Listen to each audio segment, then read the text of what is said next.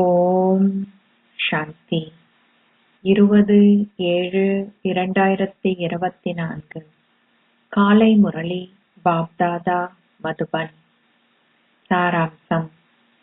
இனிய குழந்தைகளே, நீங்கள் மாயையின் ராவணனின் சகவாசத்திற்குள் அகப்பட்டு அலைந்து திரிந்தீர்கள். தூய்மையான நாற்றுக்களான நீங்கள் தூய்மையற்றவர்கள் ஆகினீர்கள். இப்பொழுது நீங்கள் மீண்டும் தூய்மையானவர்கள் ஆக வேண்டும். கேள்வி: குழந்தைகளாகிய நீங்கள் ஒவ்வொருவரும் உங்களில் எதனைக் கண்டு ஆச்சரியமடைந்தீர்கள்? குழந்தைகளாகிய உங்களில் எதனைக் கண்டு தந்தை ஆச்சரியமடைந்தார்? பதில்: குழந்தைகள் தாங்கள் எவ்வாறாக இருந்தார்கள், தாங்கள் யாருடைய குழந்தைகளாக இருந்தார்கள் என்றும், மகத்துவமானதோர் தந்தையிடமிருந்து தாங்கள் ஆஸ்தியை பெற்றதாகவும், அத்தகைய தந்தையை தாங்கள் மறந்துவிட்டதாகவும் ஆச்சரியப்படுகிறார்கள். நீங்கள் படைப்பவரையும் அவரது படைப்புகளையும் மறப்பதற்கு ராவணன் ஒரு பனிப்படலத்தை கொண்டு வந்தான். தந்தை தான் மேன்மையானவர்களாக்கி ராஜ்ய பாக்கியத்தை எந்த குழந்தைகளுக்கு கொடுத்தாரோ அதே குழந்தைகளே தன்னை இழிவுபடுத்தத் தொடங்கியதையிட்டு தந்தை ஆச்சரியப்படுகிறார். அவர்கள் ராவணனின் சகவாசத்தினுள் சென்றதனால் அனைத்தையும் இழந்துவிட்டார்கள். ஓம் சாந்தி. நீங்கள் என்ன நினைக்கிறீர்கள்? மனிதர்களாகிய நீங்கள் எவ்வாறு இருந்தீர்கள்? யாருடைய குழந்தைகளாக இருந்தீர்கள்? எவ்வாறு நீங்கள் நிச்சயமாக உங்கள் ஆஸ்தியை தந்தையிடமிருந்து பெற்றீர்கள்? எவ்வாறு அதனை மறந்தீர்கள் என்று வரிசை கிரமப்படி உங்கள் முயற்சிக்கேற்ப உங்களை இட்டு ஆச்சரியமடைகிறீர்கள். நீங்கள் முழு உலகத்தின் அதிபதிகளாக சதோ பிரதானாக இருந்தீர்கள். நீங்கள் மிகவும் சந்தோஷமாக இருந்து பின்னர் நீங்கள் ஏணியிலிருந்து இறங்கி வந்தீர்கள். ராவணன் வரும்போது ஒரு பனிப்படலத்தை கொண்டு வந்ததால் நீங்கள் படைப்பவரையும் அவரின் படைப்பையும் மறந்துவிட்டீர்கள். பனியில் மக்கள் தங்கள் பாதத்தை தவறவிட்டு விடுகின்றனர். நீங்களும் உங்களின் வீடு எங்கு இருந்தது என்பதையும் உங்களின் வாசஸ்தலம் எதுவாக இருந்ததென்பதையும் மறந்துவிட்டீர்கள். 5000 வருடங்களுக்கு முன்னர் தான் யாருக்கு ராஜ்யம் என்ற பாக்கியத்தை கொடுத்தாரோ அக்குழந்தைகளை பாபா இப்போது பார்க்கிறார். அவர்கள் மிகுந்த சந்தோஷத்துடனும் உல்லாசமாகவும் வாழ்ந்தார்கள். அந்த பூமிக்கு இப்போது என்ன ஆகிவிட்டது? எவ்வாறு நீங்கள் ராவணனின் ராஜ்யத்திற்குள் சென்றீர்கள் என்று பாருங்கள். ஓர் அந்நிய ராஜ்யத்தில் நீங்கள் நிச்சயமாக துன்பத்தையே பெறுவீர்கள். நீங்கள் அதிகளவு அலைந்து திரிந்தீர்கள். நீங்கள் குருட்டு நம்பிக்கையில் தொடர்ந்து தந்தையை தேடினீர்கள். ஆனால் அவரை நீங்கள் கண்டுபிடிக்கவில்லை. கற்களிலும் கூழாங்கற்களிலும் நீங்கள் இட்ட ஒருவரை எவ்வாறு உங்களால் கண்டுபிடிக்க முடியும்? நீங்கள் அரை கல்பமாக அலைந்து திரிந்ததால் நம்பிக்கையை இழந்துவிட்டீர்கள். அறியாமையினால் நீங்கள் ராவணனின் ராஜ்யத்தில் அதிகளவு துன்பத்தை அனுபவம் செய்தீர்கள். பக்தி மார்க்கத்தில் பாரதம் மிகவும் வறியதாகிவிட்டது. தந்தை குழந்தைகளை பார்த்து நினைக்கின்றார், பக்தி மார்க்கத்தில் நீங்கள் அதிகளவு அலைந்து திரிந்தீர்கள். அரை கல்பமாக நீங்கள் பக்தி செய்தீர்கள். இது எதற்காக? கடவுளை சந்திப்பதற்காகவாகும். நீங்கள் பக்தி செய்ததன் பின்னரே கடவுள் அதற்கான பலனை கொடுக்கிறார். அவர் எதனை கொடுக்கிறார்? எவருக்கும் இது தெரியாது. அவர்கள் முற்றாக மூடர்களாகிவிட்டார்கள். இவ்விஷயங்கள் அனைத்தும் உங்கள் புத்தியில் புக வேண்டும். நாங்கள் எவ்வாறாக இருந்தோம்? எவ்வாறு நாங்கள் ராஜ்யத்தை ஆண்டோம்? ஏணியில் இறங்கி வரும்போது எவ்வாறு நாங்கள் தொடர்ந்து ராவணனின் சங்கிலியில் அகப்பட்டுக் கொண்டோம்? அங்கு எல்லையற்ற துன்பம் இருந்தது. ஆரம்பத்தில் உங்களுக்கு எல்லையற்ற சந்தோஷம் இருந்தது. உங்களுடைய ராஜ்யத்தில் அதிகளவு சந்தோஷம் இருந்ததென்பது உங்கள் இதயத்தில் பதிய வேண்டும். பிரிட்டானிய ஆட்சியில் தாங்கள் அதிகளவு துன்பத்தை அனுபவம் செய்ததாக மக்கள் நினைப்பதைப் போன்று அந்நிய ராஜ்யத்தில் நீங்கள் பின்னர் அதிகளவு துன்பத்தை அனுபவம் செய்தீர்கள். இப்பொழுது நீங்கள் இங்கு அமர்ந்திருக்கிறீர்கள். நீங்கள் யாராக இருந்தீர்கள்? யாருடைய குழந்தைகளாக இருந்தீர்கள்? முழு உலக ராஜ்யத்தையும் எவ்வாறு தந்தை உங்களுக்கு கொடுத்தார்? எவ்வாறு நீங்கள் ராவணனின் ராஜ்யத்தில் அகப்பட்டுக் கொண்டீர்கள் என்ற எண்ணங்களை நீங்கள் அகத்தே கொண்டிருக்க வேண்டும். நீங்கள் அதிகளவு துன்பத்தை அனுபவம் செய்ததுடன் பல கண்ணியமற்ற செயல்களையும் செய்தீர்கள். நாளுக்கு நாள் உலகம் தொடர்ந்து சீரழிந்து கொண்டே வருகிறது. நாளுக்கு நாள் மனிதர்களின் சமஸ்காரங்களும் அதிக குற்றமானதாகவே ஆகுகின்றன. ஆகவே குழந்தைகளாகிய நீங்கள் இந்த விழிப்புணர்வை கொண்டிருக்க வேண்டும். ராஜ்யம் என்ற பாக்கியத்தை பெற்ற நீங்கள் தூய நாற்றுக்களாக இருந்ததையும் பின்னர் நீங்கள் அவரின் தொழிலை மறந்ததையும் தந்தை பார்க்கிறார். இப்பொழுது நீங்கள் தமோ பிரதானிலிருந்து சதோ பிரதான் ஆகுவதற்கு விரும்பினால் உங்களுடைய தந்தையாகிய என்னை நினைவு செய்யுங்கள். உங்களுடைய பாவங்கள் அனைத்தும் வெட்டப்பட்டுவிடும். எவ்வாறாயினும் உங்களால் என்னை நினைவு செய்ய முடியாதுள்ளது. நீங்கள் மீண்டும் மீண்டும் கூறுகிறீர்கள், பாபா, நான் உங்களை மறந்து விடுகிறேன். ஓ, நீங்கள் நினைவு செய்யாது விட்டால் எவ்வாறு உங்கள் பாவங்கள் வெட்டப்படும்? முதலாவதாக நீங்கள் விக்காரத்தில் வீழ்ந்து தூய்மையற்றவர்கள் ஆகினீர்கள். இரண்டாவதாக நீங்கள் தந்தையை இழிவு செய்ய ஆரம்பித்தீர்கள். உங்களை ஆகாயம் அளவுக்கு உயர்த்திய ஒருவரை கற்களிலும் கூழாங்கற்களிலும் போடும் அளவிற்கு மாயையின் சகவாசத்தில் வீழ்ந்தீர்கள். மாயையின் சகவாசத்தில் நீங்கள் அவ்வாறான கர்மங்களை செய்தீர்கள். இவை உங்கள் புத்தியில் புக வேண்டும். முற்றாக கள்ளுப்புத்தி கொண்டவர்களாக நீங்கள் தொடர்ந்தும் இருக்கக்கூடாது. தந்தை ஒவ்வொரு நாளும் உங்களுக்கு கூறுகிறார், நான் முதல் தரமான கருத்துக்களை உங்களுக்கு கூறுகிறேன். மும்பாயில் ஒரு ஒன்று கூடல் இருக்கும்போது தந்தை கூறுகிறாரென நீங்கள் அவர்களுக்கு கூறலாம், ஓ பாரத மக்களே, நான் உங்களுக்கு ராஜ்யம் என்ற பாக்கியத்தை கொடுத்தேன். தேவர்களாகிய நீங்கள் ஸ்வர்க்கத்தில் இருந்தீர்கள். பின்னர் எவ்வாறு நீங்கள் ராவணனின் ராஜ்யத்தினுள் சென்றீர்கள்? இதுவும் நாடகத்தில் ஒரு பாகமாகும். படைப்பவரையும் படைப்பின் ஆரம்பம், மத்தி மற்றும் இறுதியையும் புரிந்து கொள்ளுங்கள்.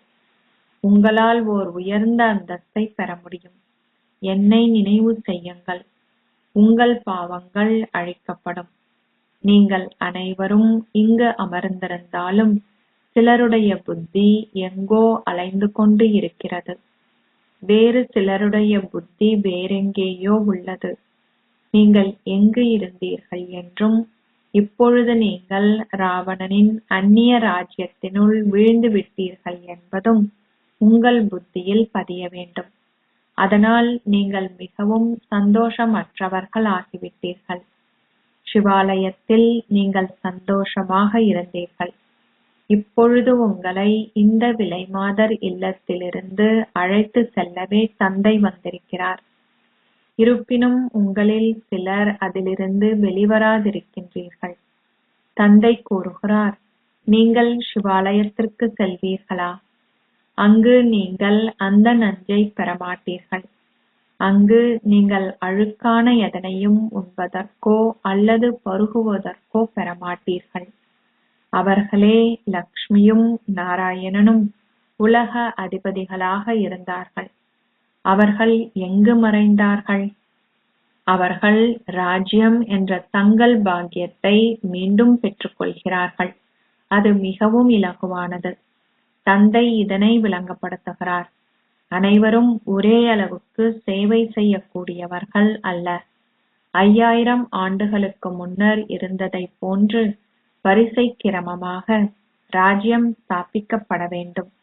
நீங்கள் சதோ பிரதான் ஆக வேண்டும். தந்தை கூறுகிறார், இது ஒரு தமோ பிரதான் பழைய உலகமாகும்.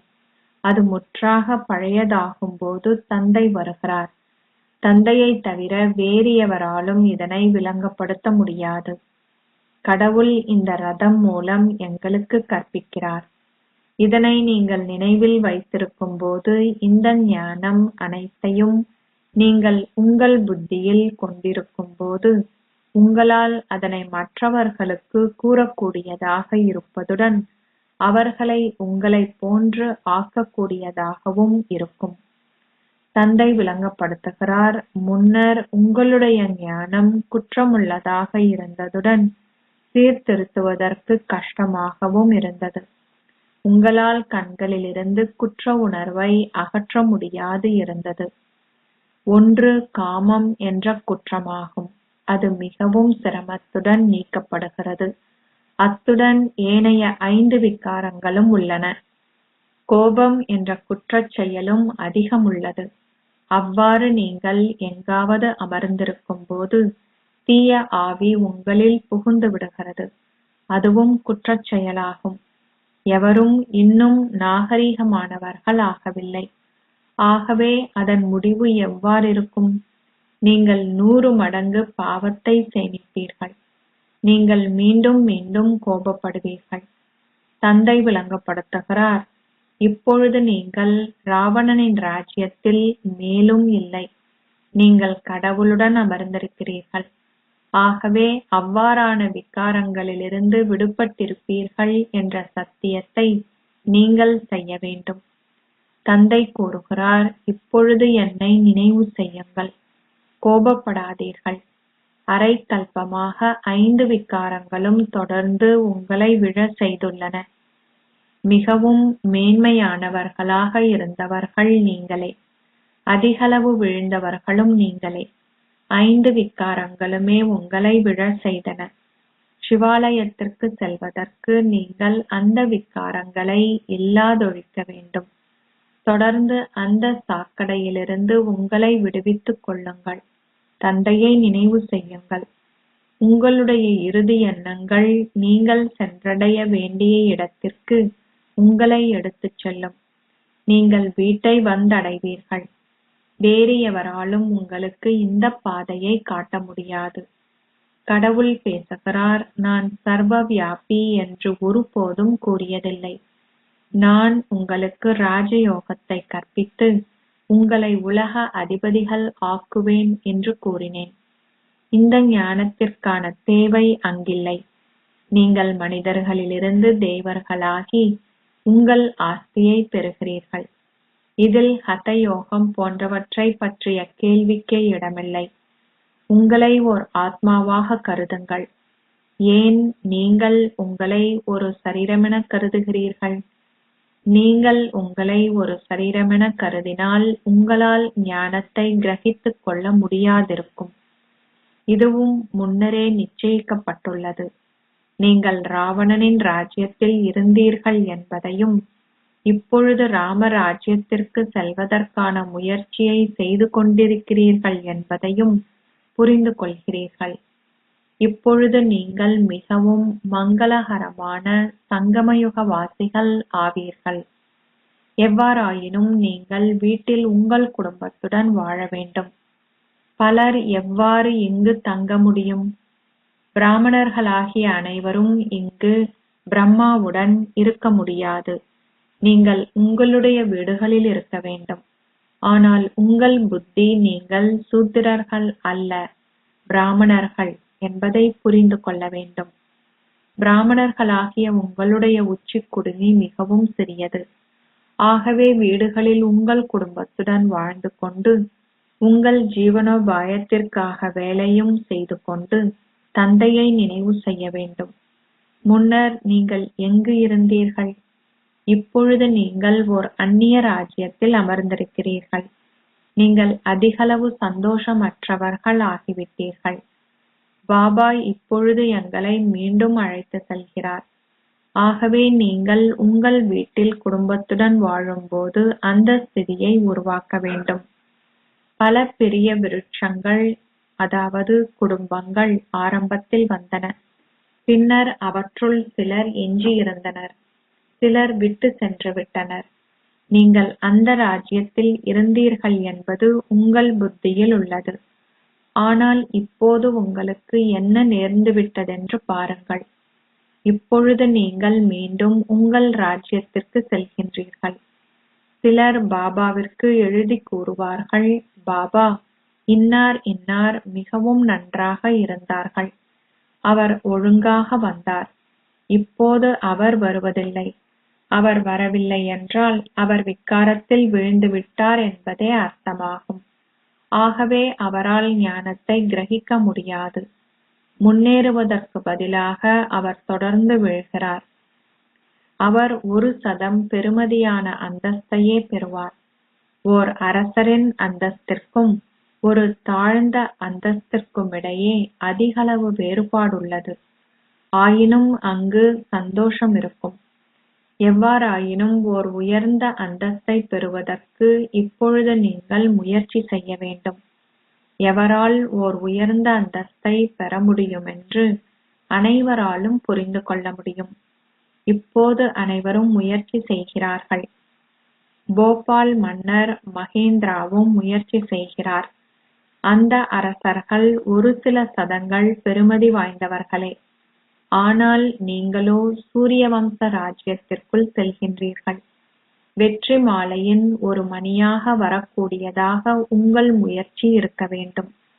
தந்தை குழந்தைகளுக்கு விளங்கப்படுத்துகிறார், உங்கள் கண்கள் எப்போதாவது குற்றம் இழைத்ததா என்று தொடர்ந்து உங்கள் இதயத்தை சோதனை செய்வதுடன் உங்களையே கேட்டும் பாருங்கள். அவை குற்றமற்ற கண்கள் ஆகிவிட்டால் வேறு என்னதான் வேண்டும்? நீங்கள் இப்போது விக்காரத்தில் ஈடுபடாது விட்டாலும் உங்கள் கண்கள் ஏதோ ஒரு வகையில் உங்களை தொடர்ந்து ஏமாற்றுகின்றன. காமமே முதலாவது இலக்க விக்காரமாகும். ஒரு குற்றமுள்ள பார்வை மிகவும் கெடுதலானது. இதனாலேயே குற்றமுள்ள பார்வை, குற்றமற்ற பார்வை என்ற சொற்கள் உள்ளன. எல்லையற்ற தந்தைக்கு குழந்தைகளை தெரியும். அவர்கள் என்ன செயல்களை செய்கிறார்கள், என்ன சேவையை செய்கிறார்கள் என்பவை அவருக்கு தெரியும். இன்னார் இன்னாருடைய குற்றமுள்ள பார்வை இன்னும் மாறவில்லை என்ற சூட்சுமமான செய்தியை இப்போது கூட அவர் பெற்றுக் கொண்டிருக்கிறார். காலம் செல்ல செல்ல அவர்கள் இன்னும் சரியாக பாபாவிற்கு எழுதுவார்கள். அவர்கள் நீண்ட காலமாக தாங்கள் பொய் கூறிக் கொண்டிருந்ததாகவும் தொடர்ந்து தாங்கள் வீழ்ந்து கொண்டு இருப்பதாகவும் உணர்வார்கள். இந்த ஞானம் அவர்களின் புத்தியில் முற்றாக பதியவில்லை. அதனாலேயே அவர்களால் அந்த ஸ்திதியை உருவாக்க முடியாதுள்ளது. அவர்கள் தங்கள் தவறுகளை தந்தையிடம் மறைக்கிறார்கள். இவ்வாறாக பலர் தங்கள் தவறுகளை அந்த முறையில் மறைக்கிறார்கள். நீங்கள் 5 விக்காரங்களின் நோயை சத்திர சிகிச்சை நிபுணரிடம் மறைக்கக்கூடாது. நீங்கள் உண்மையை கூற வேண்டும். எனது புத்தி சிவ பாபாவிடம் செல்லாது, வேறு திசைகளில் செல்கின்றது. நீங்கள் உண்மையை கூறாத விடத்து உங்கள் நோய் தொடர்ந்து மோசமடையும். தந்தை இப்பொழுது விளங்கப்படுத்துகிறார், குழந்தைகளே, இப்போது ஆத்ம உணர்வுடையவர்கள் ஆகுங்கள். உங்களை ஓர் ஆத்மாவாக கருதுங்கள். அனைத்து ஆத்மாக்களும் சகோதரர்கள். நீங்கள் பூஜிக்க தகுதி வாய்ந்தவர்களாக இருந்தபோது மிகவும் சந்தோஷமாக இருந்தீர்கள். இப்போது நீங்கள் சந்தோஷமற்றவர்களாகவும் பூஜிப்பவர்களாகவும் ஆகிவிட்டீர்கள். உங்களுக்கு என்ன நடந்தது? ஆரம்ப காலம் முதல் தூய இல்லற பாதை இருந்ததென அனைவரும் கூறுகிறார்கள். அவர்கள் கேட்கிறார்கள், ராமருக்கும் சீதைக்கும் குழந்தைகள் இருக்கவில்லையா? எவ்வாறாயினும் அங்கு குழந்தைகள் பாவத்தின் மூலம் பிறப்பதில்லை. ஓ, அது முற்றிலும் விக்காரமற்ற உலகமாக இருந்தது. அங்கு சீரழிவின் மூலம் குழந்தைகள் பிறப்பதில்லை. அங்கு விக்காரம் இருக்கவில்லை. ராவண ராஜ்யம் அங்கு இருக்கவில்லை. அது ராமராஜ்யமாகும். ராவணன் எவ்வாறு அங்கு வர முடியும்? மனிதர்களின் புத்தி முற்றாக நிலைகுலைந்து விட்டது. அவற்றை நிலைகுலைய செய்தவர் யார்? நான் உங்களை சதோப்பிரதான் ஆக செய்து உங்களின் படகை அக்கரைக்கு இட்டு சென்றேன். உங்களை தமோபிரதான் ஆக செய்வது யார்? ராவணனே, நீங்களும் இதனை மறந்துவிட்டீர்கள். இது ஆரம்ப காலம் முதல் தொடர்ந்து வருவதாக அவர்கள் கூறுகிறார்கள். உண்மையாகவா? அப்படியானால் ஆரம்ப காலம் என்றால் எப்போது? அதனை பற்றிய விபரத்தை எங்களுக்கு தாருங்கள். அவர்கள் எதனையும் புரிந்து கொள்ள மாட்டார்கள். தந்தை விளங்கப்படுத்துகிறார், நான் உங்களுக்கு ராஜ்யம் என்ற உயர்ந்த பாக்கியத்தை கொடுத்தேன். பாரத மக்களாகிய நீங்கள் மிகவும் சந்தோஷமாக இருந்தீர்கள். அக்காலத்தில் வேறு எவரும் இருக்கவில்லை. அங்கு ஸ்வர்க்கம் இருந்ததாக கிறிஸ்தவர்களும் கூறுகிறார்கள். தேவர்களின் ரூபங்களும் உள்ளன. அவற்றை விட பழையன எதுவும் இல்லை. லக்ஷ்மி நாராயணனே அனைவரிலும் மூத்தவர்களாக இருப்பார்கள். அவர்களுக்கு சொந்தமானவை ஏதாவது இருந்தால் அவையும் பழையதாகும். ஸ்ரீ கிருஷ்ணரே அவர்கள் அனைவரிலும் மூத்தவர். ஸ்ரீ கிருஷ்ணரே அனைவரிலும் புதியவரும் ஆவார். அவர் ஏன் மூத்தவர் என்று கூறப்படுகிறார்? ஏனெனில் அவர் கடந்த காலத்தில் இருந்ததால் ஆகும். நீங்கள் மிகவும் அழகானவர்களாக இருந்தீர்கள். இப்பொழுது நீங்கள் அவலட்சணமானவர்கள் ஆகியிருக்கிறீர்கள். கிருஷ்ணரின் நீளமான வடிவத்தை பார்த்து மக்கள் மிகவும் சந்தோஷமடைகிறார்கள். அவர்கள் அவரின் குழந்தை உருவத்தை தொட்டிலிட்டு ஆட்டுகின்றார்கள். அவர் எப்போது அழகாக இருந்தார் என்பது எப்படி அவர்களுக்கு தெரியும்? அவர்களுக்கு கிருஷ்ணரின் மீது அதிகளவு அன்புள்ளது. ஆனால் ராதை என்ன செய்தார்? ஏன் அவர்கள் அவர் மீது அதிகளவு அன்பு கொண்டிருக்கவில்லை? தந்தை கூறுகிறார், நீங்கள் இங்கு சத்தியத்தின் சகவாசத்தில் அமர்ந்திருக்கிறீர்கள். நீங்கள் தீய சகவாசத்தில் இருக்கும்போது என்னை மறந்துவிடுகிறீர்கள். மாயை மிகவும் சக்தி நிறைந்தவள். ஒரு பெரிய முதலையால் ஒரு யானையையே விழுங்கிவிட முடியும். ஓடிவிடுவதற்கு தயாராக பலர் உள்ளனர். சிறிதளவு அகங்காரம் அவர்களுக்கு இருந்தாலும் அவை அனைத்தையும் அழிந்துவிடும். எல்லையற்ற தந்தை தொடர்ந்து உங்களுக்கு விளங்கப்படுத்துகிறார், நீங்கள் இதில் நம்பிக்கை இழந்து கூறக்கூடாது. பாபா ஏன் இதனை கூறினார்? எனது நற்பெயரை இழந்துவிட்டேன். ஓ, நீங்கள் ராவணனின் ராஜ்யத்திலேயே நற்பெயரை இழந்துவிட்டீர்கள். நீங்கள் சரீர உணர்வில் இருக்கும்போது நீங்கள் உங்களுக்கே அதிக கெடுதலை ஏற்படுத்துவதுடன் உங்கள் அந்தஸ்தையும் அழித்து விடுகிறீர்கள். குற்றப்பார்வை இருக்கும்போது கோபமும் பேராசையும் இருக்கின்றன. நீங்கள் விரும்புகின்ற எவற்றையேனும் காணும் போதே பேராசை ஏற்படுகிறது. தந்தை வந்து தனது தோட்டத்தில் உள்ள பல வகையான மலர்களையும் பார்க்கிறார். இங்கு வந்த பின்னர் அவர் மற்றைய தோட்டத்தில் உள்ள மலர்களையும் பார்க்கிறார். மக்களும் சிவபாபாவிற்கு மலர்களை அர்ப்பணிக்கிறார்கள். அவரே அசரீரியான வாழும் மலராவார். அவ்வாறான மலர்கள் ஆகுவதற்கு நீங்களும் முயற்சி செய்கிறீர்கள். பாபா கூறுகிறார், இனிமையிலும் இனிமையான குழந்தைகளே, கடந்தவை அனைத்தையும் நாடகமென கருதுங்கள். அவற்றை நினைத்து பார்க்க வேண்டாம். நீங்கள் அதிகளவு முயற்சி செய்கிறீர்கள். இருந்த போதும் எதுவும் நடப்பதாக தெரியவில்லை. எதுவும் எஞ்சுவதும் இல்லை. ஓ, ஆனால் பிரஜைகளும் தேவை. யாராவது ஒரு சிறிதளவு ஞானத்தை கேட்டாலும் அவர் பிரஜைகளில் ஒருவர் ஆகுகின்றார். பல பிரஜைகள் உருவாக்கப்படுவார்கள். ஒரு தடவை இந்த ஞானத்தை செவிமடுத்தால் அது ஒருபோதும் அழியாது. இவர் சிவபாபா என்று அவர்கள் கேட்டதும் அவ்வளவுதான். அவர்கள் பிரஜைகளின் ஒரு பகுதியாகுவார்கள். உங்களுக்கு முன்னர் சொந்தமாக இருந்த ராஜ்யத்தை மீண்டும் ஒரு முறை பெறுகின்றீர்கள் என்ற விழிப்புணர்வை நீங்கள் உங்களுக்குள் கொண்டிருக்க வேண்டும். அதற்கு நீங்கள் முழு முயற்சி செய்ய வேண்டும். சேவை மிகவும் சரியாக முன்னேறிக் கொண்டு இருக்கிறது. அச்சா, இனிமையிலும் இனிமையான அன்புக்குரிய, எப்போதோ தொலைந்து இப்போது கண்டுபிடிக்கப்பட்டிருக்கும் குழந்தைகளுக்கு உங்கள் தாய் தந்தையாக இருக்கும் பாப் தாதாவின் அன்பும் நினைவுகளும் காலை வந்தனங்களும். ஆன்மீக தந்தை ஆன்மீக குழந்தைகளுக்கு நமஸ்தே சொல்கிறார்.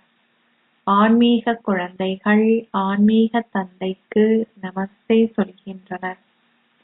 தாரணைக்கான சாராம்சம். 1. சிவாலயத்திற்கு செல்வதற்கு அனைத்து விகாரங்களையும் அகற்றிவிடுங்கள். தொடர்ந்து இந்த விலைமாதர் இல்லத்தில் இருந்து உங்கள் இதயத்தை விலக்கிவிடுங்கள். சூத்திரர்களின் சகவாசத்திலிருந்து விலகி இருங்கள். 2.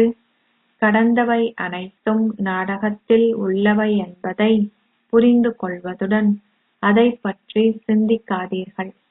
ஒருபோதும் கர்வம் கொள்ளாதீர்கள். உங்களுக்கு திருத்தங்கள் கொடுக்கப்படும் போது ஒருபோதும் நம்பிக்கை இழக்காதீர்கள். ஆசீர்வாதம். சந்தோஷ பொக்கிஷம் நிறைந்தவராகி சந்தோஷமற்ற ஆத்மாக்களுக்கு சந்தோஷத்தை தானம் செய்வதன் மூலம் புண்ணியாத்மா ஆகுவீர்களாக. இந்த நேரத்தில் உலகம் ஒவ்வொரு கணமும் துன்பத்தில் உள்ளது. ஆனால் நீங்கள் ஒவ்வொரு கணமும் சந்தோஷத்தை கொண்டிருக்கின்றீர்கள். எனவே இந்த சந்தோஷத்தை சந்தோஷமற்ற ஆத்மாக்களுக்கு கொடுப்பதே அனைத்திலும் அதிசிறந்த தானமாகும். சந்தோஷமாக இருப்பதற்கான முயற்சியில் உலக மக்கள் நேரத்தையும் பணத்தையும் அதிகளவு செலவிடுகிறார்கள். ஆனால் நீங்கள் இந்த அழியாத சந்தோஷ பொக்கிஷத்தை இலகுவாக பெற்றிருக்கிறீர்கள். இப்பொழுது நீங்கள் பெற்றிருப்பதை தொடர்ந்தும் பிறருடன் பகிர்ந்து கொள்ளுங்கள். பகிர்ந்து கொள்ளுதல் என்றால் அதிகரித்துக் கொள்வது என்று அர்த்தமாகும். உங்கள் தொடர்பில் யார் வந்தாலும் நீங்கள் சந்தோஷத்தை கொண்டிருக்கும் மேன்மையானதொரு பேற்றினை பெற்றிருக்கிறீர்கள் என்ற அனுபவத்தை பெற வேண்டும். ஸ்லோகம். ஓர் அனுபவசாலி ஆத்மா எதனாலும் ஏமாற்றப்பட மாட்டார். அத்தகையதோர் ஆத்மா எப்பொழுதும் வெற்றிகரமானவர் ஆவார். ஓம் சாந்தி.